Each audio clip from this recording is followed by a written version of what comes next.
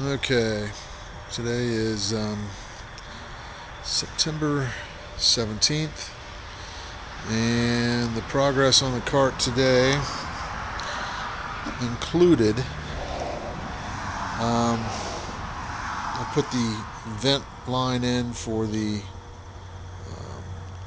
wastewater tank, drilled the hole for that.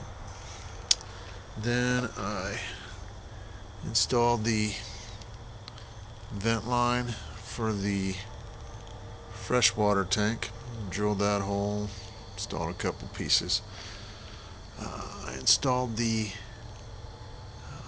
supply line or the fill line for the freshwater tank. A couple other things I did was I fastened the gas lines in place. Used a couple of these little nanoplace hooks, and then I also installed another support for the propane tank, upright supports on the exterior, but then on the interior this allows me to support the propane tank strap as well. And let's see, I cut off the back of the wastewater tank platform, because in case I need to take that platform out of there, I want to be able to slide it backwards, and when I had the way it was built before, it prevented that from sliding backwards.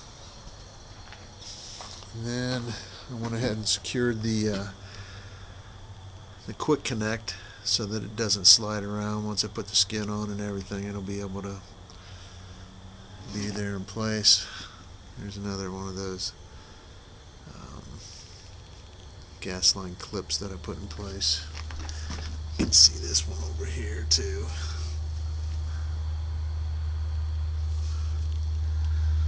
But unfortunately that's about it for tonight. I'll cut the strap to length just so I could kind of test that all out. Kind of finalize the connections here on the hot water tank. And that is about it for today. Didn't get much done, but I had other work I had to do too, so getting closer, really close on the mechanicals. So